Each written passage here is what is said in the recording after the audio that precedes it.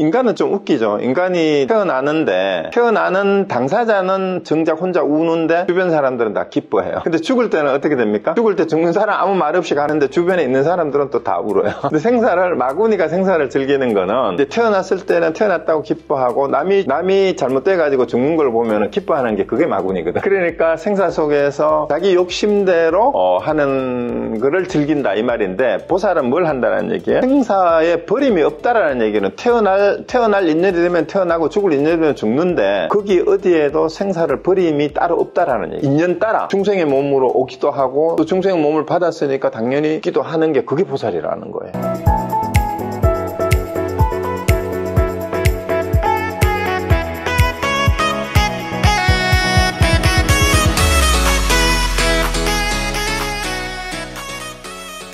그 다음에 또 묻되 지대, 수대, 화대, 풍대인 4대 가운데 어느 대에서 일어난 병입니까? 자, 그러면은 이 질문은 필요 없는 질문이죠, 사실은. 몸을 구성하고 있는 게 불교에서는 뭐라고 해요? 4대, 지수화풍 4대라고 그러잖아. 그럼 몸에 속하지 않다 그러면 이미 지수화풍하고는 관계없는 거죠. 답하에 가오되 이 병은 지대에서 생긴 것이 아니지만 그런데 이 질문을 한 이유가 있어요. 질문할 필요가, 사실은 몸에 속하지 않았다 하면은 그럼 4대 가운데 어디에서 묻느냐는 질문은 이미 쓸데없는 질문이 되고 많은데, 유만은 이 질문을 하니까 다시 어떻게 설명을 해요? 지대에서 생긴 거 아니고 지수화풍에서 생긴 게 아닌데 지대를 떠난 것도 아니다라고 얘기를 해요. 지대를 떠난 것도 아니다. 지대를 떠난 것도 아니다. 그러니까 병이 났는데 병이 몸에 속하는 것은 아니지만 그렇다고 몸을 떠나서 병이 따로 있냐 이 말이에요. 그럴 수 있어요? 근데 병이 있다는 것은 몸이 있기 때문에 병이 있어요. 또 마음이 있기 때문에 병이 있고, 마음의 병은. 그래서 지대를 떠난 것도 아니며 수화풍대도 또한 이와 같지만 중생의 병이 4대에서 일어나서 그 병이 있는 까닭에 나 또한 병이 있는 겁니다. 중생들은 병이 분명히 어디에 있어요? 몸이 있기 때문에 병이 있습니다. 몸이 있기 때문에 병이 있어요. 근데 그 부분에 병 자체가 몸에 속하냐 마음에 속하냐를 물은 거예요. 그죠?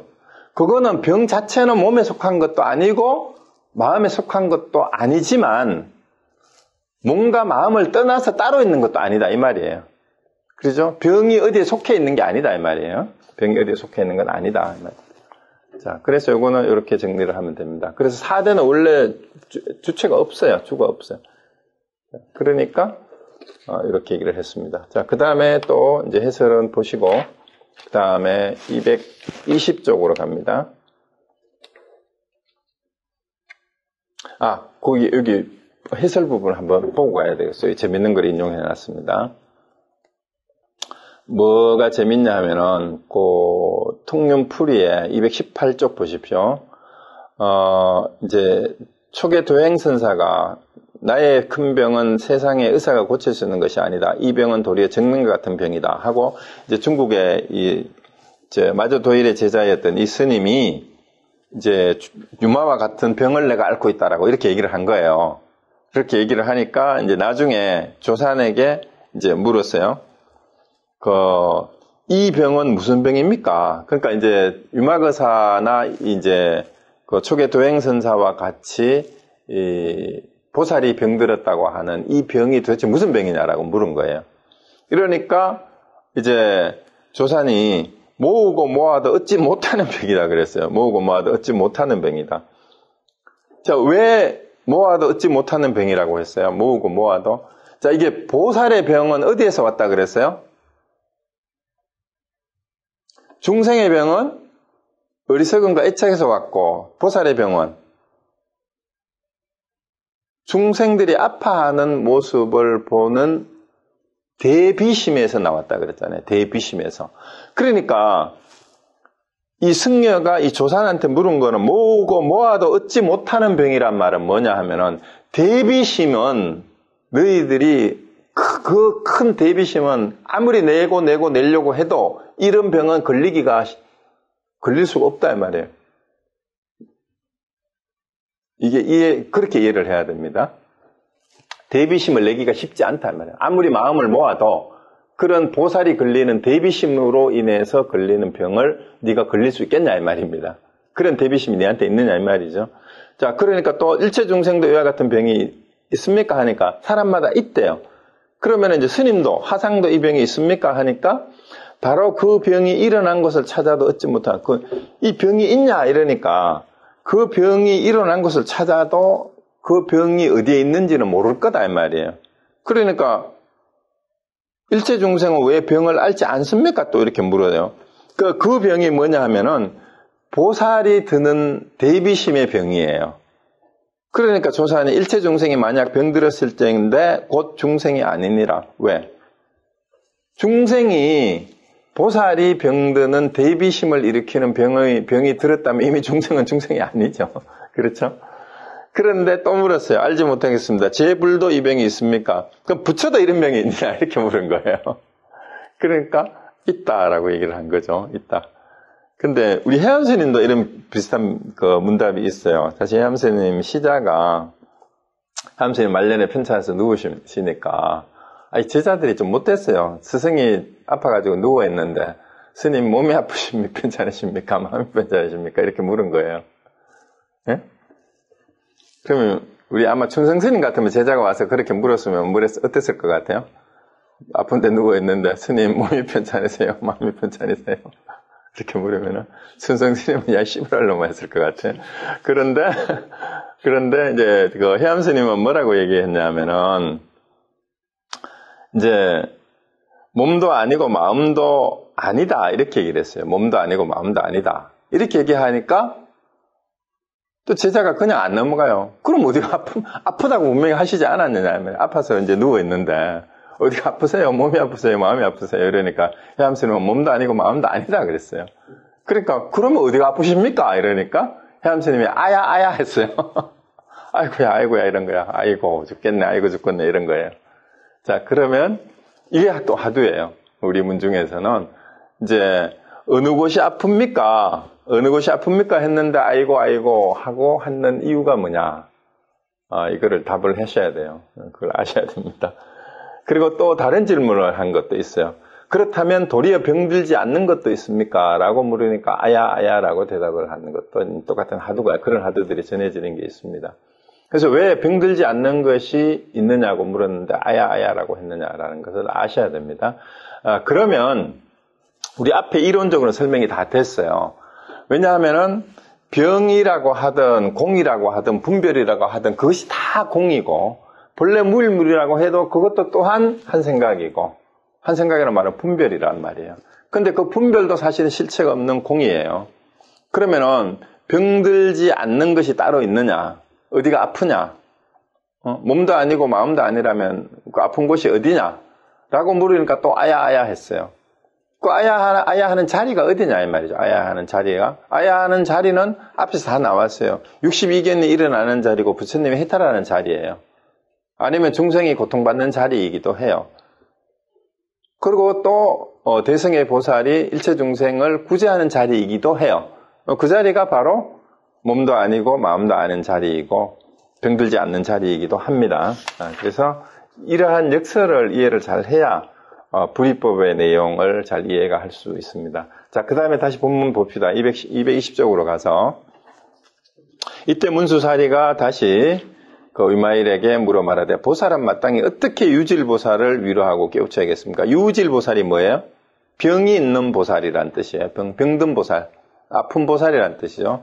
그러니까 보살은 어떻게 병든 보살을, 아픈 보살을 위로하고 깨쳐야 되겠습니까? 이러니까 문수가 누구한테 묻는 거예요?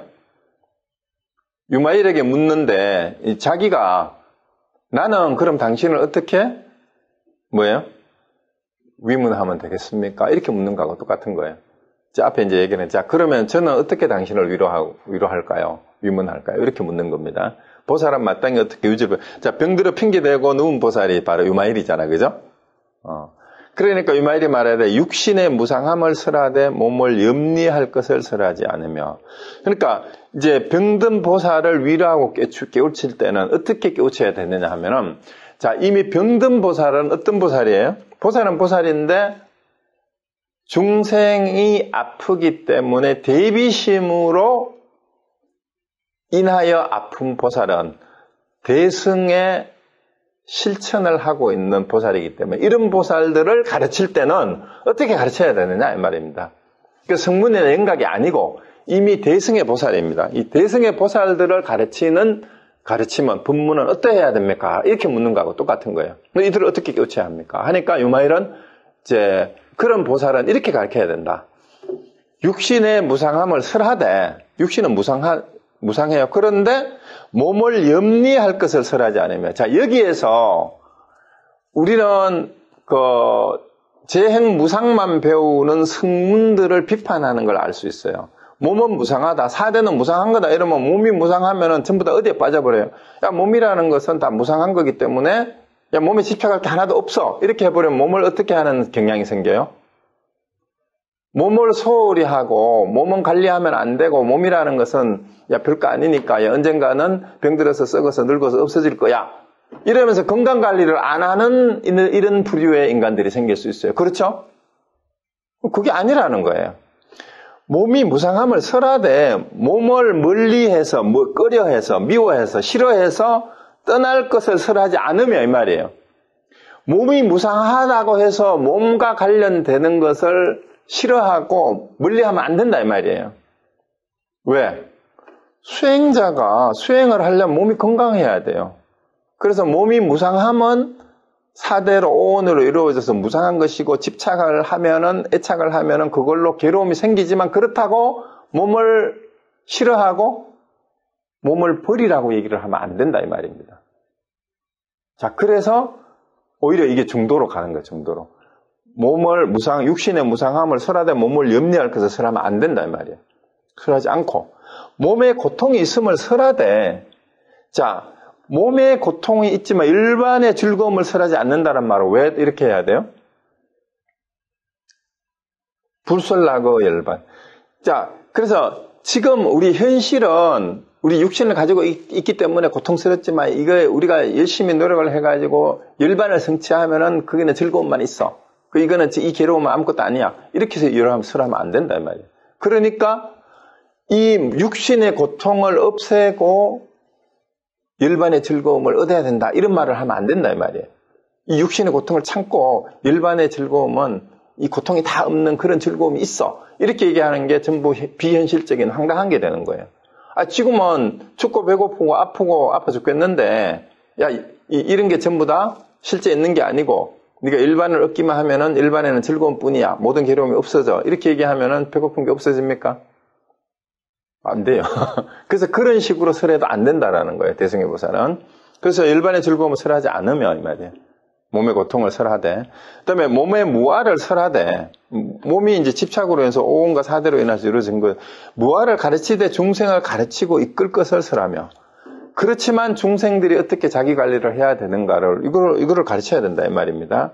그다음에 몸의 공적함을 설하되, 똑같은 말이죠. 필경정멸을 설하되, 반드시 몸이 사실은 공이지만 색즉시공이고 이렇지만 반드시 열반에 들어서 이거는 몸은 없어지는 거고 아무것도 완전히 그렇게 된다.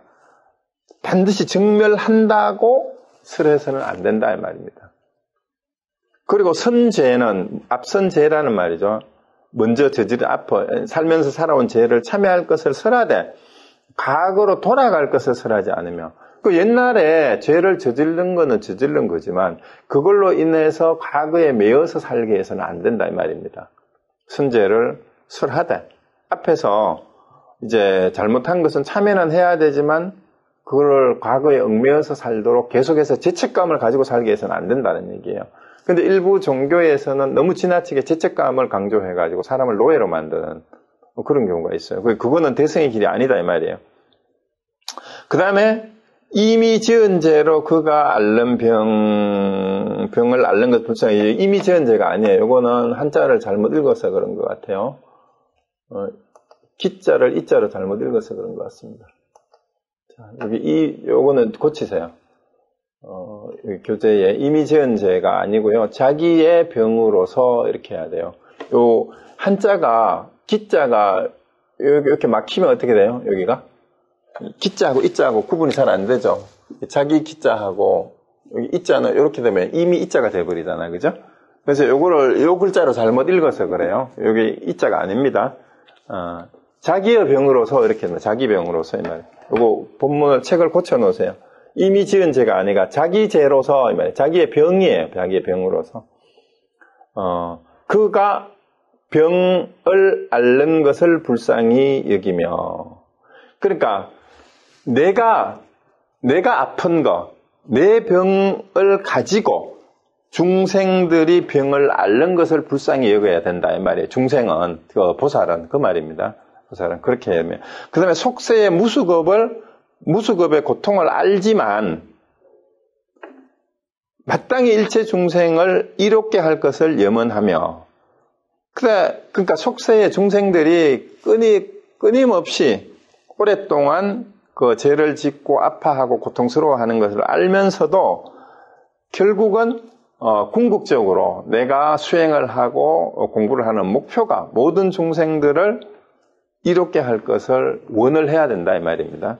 그리고 복덕을 닦을 것을 생각하여 정명을 염원하며 번뇌를 일으키지 않고 항상 정진을 일으키며 마땅히 의왕, 그러니까 의사의 왕이죠. 의왕이 되어서 묻병을 치료하면 마땅히 이와 같이 유질보살을 위로하고 깨우쳐서 그로 하여금 하니케 합니다. 그래서 보살은 이렇게 해야 대승의 보살이다 이 말입니다. 이렇게 해야 대승의 보살이다 그 얘기입니다. 그래서 이제 자기 병으로서 한다라는 건 내 몸이 아픈 그것도 이렇게 고통스러운데 중생들은 여러 가지 다른 병으로서 얼마나 고통스러울까를 생각해야 된다라는 그 얘기고요. 그 다음에 선제를 참여할 것을 설하되 과거로 돌아갈 것을 설하면 안 된다라는 그 얘기는 우리 또 이쪽에 해설도 보면은 유질보살을 깨우치되 마땅히 어떻게 해야 되느냐를 제대로 알려줘야 되는데 그 221페이지 해설 부분을 한번 보세요. 그 해설의 밑에서 5째, 6째, 7째 보면 이 죄의 성품은 내외 중간이 없어서 당초에 일어났다가 때에 따라 멸하여 다하거나 만약 과거로 돌아간 즉 죄의 성품이 항상 남아서 능히 참제할 수 없는 까닭이다. 요거는 천수경에 여러분 그 참회개송 유명한 개송이 바로 이 유마경에서 나왔다 그래요. 요 부분 있죠. 백겁적 지체 일념동탄 지유화분고초 멸진유유야. 백겁 동안 쌓인 죄도 한 생각에 모두 없어지고 마른 풀이 불에 타듯이 다 타서 흔적조차 없어지다. 라고 이제 죄에 대한 또 얘기를 이렇게 개송으로 하는 거예요. 이 뒷부분이 천수경에 아주 가장 빛나는 구절이라고 할 수 있어요. 죄 무자성 종신기. 이게 이제 반야사상이나 이 불이법의 내용을 이렇게 개송으로 압축해 놓은 거라고 할 수 있어요. 죄의 자성은 본래 없다라는 말은 이 공이다 이 말이에요. 그 마음 따라서 일어난다라는 거죠. 마음을 일으키면 생각을 일으키는 데서 죄의식이 일어나는 거예요. 심량 멸시 죄영망. 마음이 멸하면 죄 또한 없어지네. 그래서 죄망 심멸 양구공. 죄와 마음 소멸되어 모두 공하여야 죄도 마음도 다 비워야 할 말입니다. 그래야 이것을 시증명이 진참회. 진짜 참다운 참회라고 한다라고 얘기를 하는 거예요. 그래서 참회를 하되 과거로 돌아가면 안 된다 이 말입니다. 그래서 현재의 병이 과거의 죄업 때문에 그 현재의 고통이 이 말이에요. 현재의 고통이 과거의 죄업 때문인 것은 분명하다면 참회를 해야 돼요. 참회를 해야 되지만 과거로 돌아가서 있으면 안 된다 이 말입니다. 그래서 일정한 죄라는 것이 일정한 모양이나 성품이 있어가지고 그것이 계속해서 지금 현재의 삶과 미래의 삶을 계속 구속하고 지배하도록 해서는 안 된다. 죄의식을 가지고 살면 안 된다라는 거예요. 그래서 이거를 이렇게 깨우쳐야 된다라는 그 얘기입니다. 자, 그 다음에 또 222쪽으로 갑니다. 본문에. 그래서 문수사리가 말하되 그사여 유질보살은 그러니까 병든보살은 이 말이죠. 어떻게 그 마음을 조복해야 합니까? 자, 이제 마음 쓰는 일을 가지고 나옵니다. 유마일이 유질보살은 마땅히 지금 나의 이 병은 모두 전세에 망상으로 전도된 모든 본뇌에서 생긴 것이다. 자, 전세라는 말은 이전 세상에서, 이전 세에서 이 말이죠. 그러니까 이거 언제요? 전세를 해석을 어떻게 해야 돼요? 내가 태어나기 이전에 전생으로 해석을 하면 이쪽 이상하게 돼요. 그러면 전세는 지금까지, 현재, 지금까지 이렇게 해석해야 돼요. 지금 나의 이 병은 모두 전세의 망상으로 전도된 번뇌 생긴 거다. 사실 몸의 병도 그렇습니다, 여러분. 몸의 병도 여러분이 태어나서 지금까지 살아온 여러분의 생활 습관, 행동, 이것이 유발이 되어가지고 지금 몸의 병도 생긴 거, 마음의 병도 마찬가지입니다. 그래서 지금까지의 망상으로 전도된 모든 번뇌 생긴 거다. 실법이 없으니 누가 병을 받겠는가? 그 실체가 없다 이 말이에요, 이 병은 지금까지.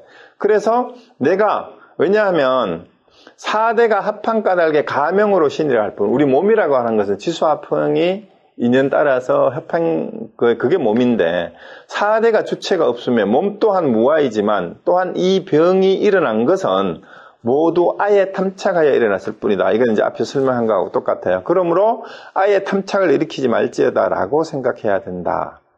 그래서 이제 결국은 내가 있다는 생각이나 전도된 망상 때문에 지금 이 병이 생긴 거다라는 거니까 그 생각만 떨치면은 병의 원인이, 병의 실체가 다 없어지는 거다 하고 똑같다라는 그 얘기입니다.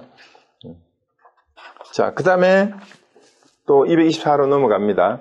이미 병의 근본을 알았을진데 곧 아상과 중생상을 제하고 마땅히 법상을 일으켜서 마땅히 이와 같이 생각하되 이 몸이 다만 여러 가지 법으로 합성된 것이다. 일어나는 것은 오직 법이 일어나며 멸하는 것은 오직 법이 멸하는. 법이라는 게 뭐냐면 여러 가지 현상이 결합돼 가지고 병이라는 증상도 나는 그러니까 병도 법일 뿐이에요. 근데 법은 실체가 없는 거예요. 여러 가지가 인연합으로 해서 된 거죠. 또한 이 법이라는 것은 각각 서로 알 수 없으며 일어날 때도 내가 일어난다고 말하지 않고 멸할 때도 내가 그 자신이 그죠. 그 자체가 멸한다고 말하지 않는다라고 해야 합니다. 그래서 각각의 여러 가지 현상은 다양한 이제 오근, 육근과 육식, 육경이 합쳐져 가지고 있는 화합에 따라서 여러 가지 현상이 나타나는데 그 자체가 실체가 있어 가지고 생하고 멸하는 건 아니다라는 거예요. 다 마음 따라 일어나는 거예요. 마음 따라. 마음 따라 일어난다는 그 말 속에 그걸 좀 더 세분화하면은 육경이 육식의 작용에 의해서 굳이 설명하자면 그렇게 돼요. 그렇게 해서 병도 거기에서 생긴 거예요. 그러니까 모든 인식도 거기에 생긴 거죠. 인식된 모든 것, 병이라고 되는 것도. 그러니까 결국은 그 병의 실체라는 것은 사실은 알고 보면 없다라는 거예요.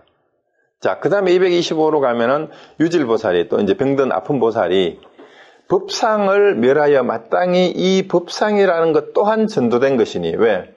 일체 모든 현상에 대한 생각이잖아요. 법상이라는 말은 법이라는 생각이에요. 어떠한 현상이 있다라는 생각.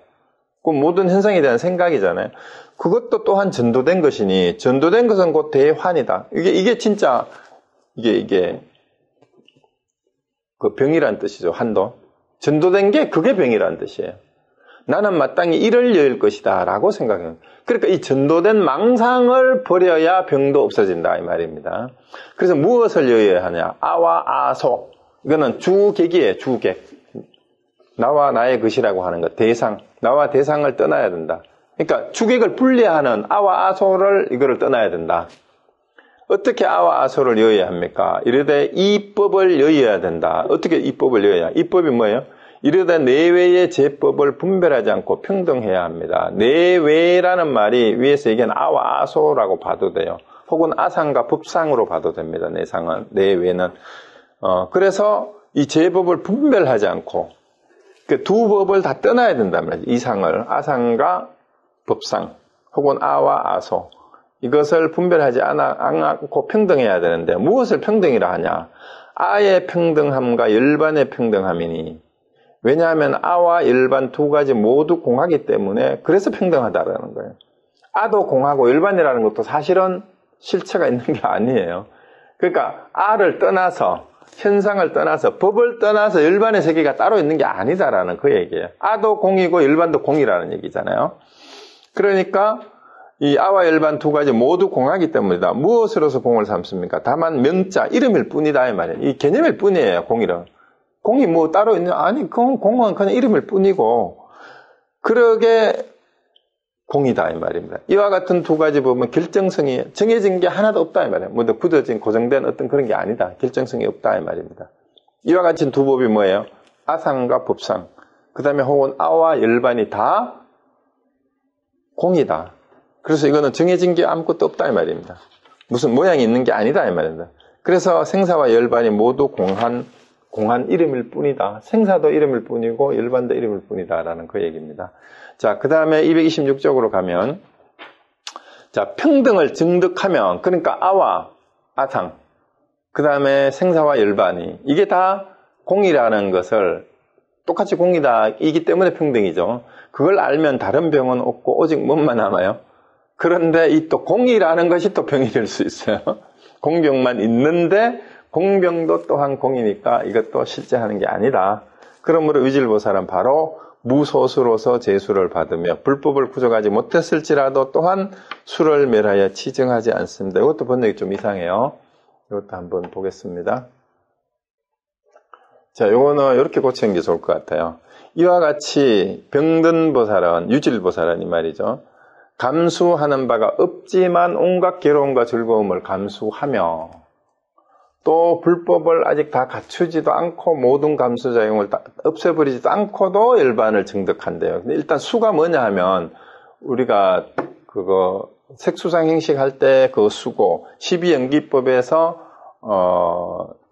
무명행식 그 다음에 애치하고 그 수 거기도 나오잖아요. 그죠? 유깁촉수 할 때 그 수예요.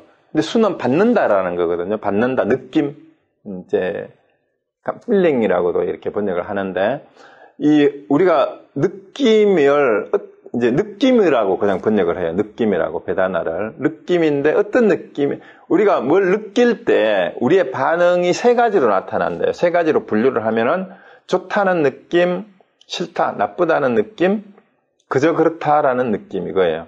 그래서 삼수를 낙수, 고수, 사수 혹은 불고, 불낙수라고 그러는데 이게 순경에서 받아들이는 거라는 거, 받아들이는 거, 좋다고 받아들이는 거예요. 역경은 싫다라고 하는, 느끼는 거고. 그는 그저 그렇다는 이제 괴로운 것도 아니고 즐거운 것도 아니다라고 받아들이는 건데 이 삼수에 대한 감수작용을 어떻게 하느냐예요. 이와 같이 여기서 병든보살이라는 말은 중생이 아프기 때문에 아파하는 보살이에요. 대비심을 낸 보살은 이렇게 하는 게 더 좋아요. 사실 유질보살이라 그랬는데 감수하는 바가 없지만이라는 말은 뭔 말이냐 하면은요. 실제로는 수라는 것이 공인 것을 알지만 이 말이에요. 그러니까 중생이 아프기 때문에 자기가 대비심을 내서 아파하는 대승의 보살은 고수든 낙수든 불고 불낙수든 내가 느끼고 받아들여야 될 게 아무것도 없어요. 그런 보살은 이미. 그렇지만 온갖 괴로움과 즐거움을 다 받아들이는 거예요. 왜냐하면 중생과 함께 하기 때문에. 그래서 그리고 아직도 이제 완전히 깨달은 부처는 아니잖아요. 그죠? 그러니까 불법을 다 갖추지도 않은 것처럼 보여. 아직 보살이니까. 그렇지만 그러면서도 또한 모든 감수작용을 없애는 것도 아니에요. 없애는 것도 아니란 말이에요. 그러니까 감수작용을 없애버리지 않고 있는 그대로 열반을 증득한다. 이 말입니다. 그래서 이 보살의 특징이 뭐예요?